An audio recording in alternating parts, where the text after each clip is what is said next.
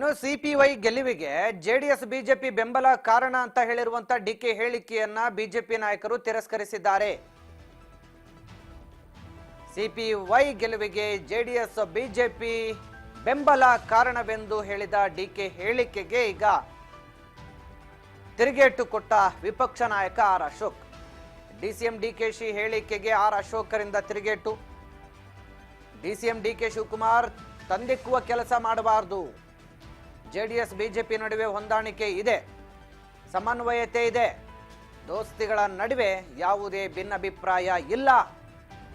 ಡಿಕೆಶಿ ಹೇಳಿಕೆಗೆ ಕಿಡಿಕಾರಿದ್ದಾರೆ ವಿಪಕ್ಷ ನಾಯಕ ಆರ್ ಅಶೋಕ್. ಡಿಕೆ ಸುರೇಶರನ್ನ ಷಡ್ಯಂತ್ರ ಮಾಡಿ ಸೋಲಿಸಿಲ್ವಾ?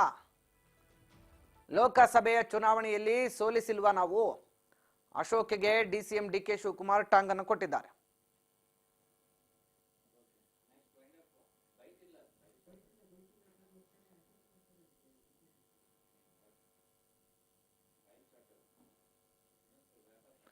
ಒಟ್ನಲ್ಲಿ ಆರ್ ಅಶೋಕ್ ಮತ್ತು ಡಿಸಿಎಂ ಡಿಕೆ ಶಿವಕುಮಾರ್ ಚುನಾವಣೆ ರಿಸಲ್ಟ್ ನಂತರ ಈಗ ಪರಸ್ಪರ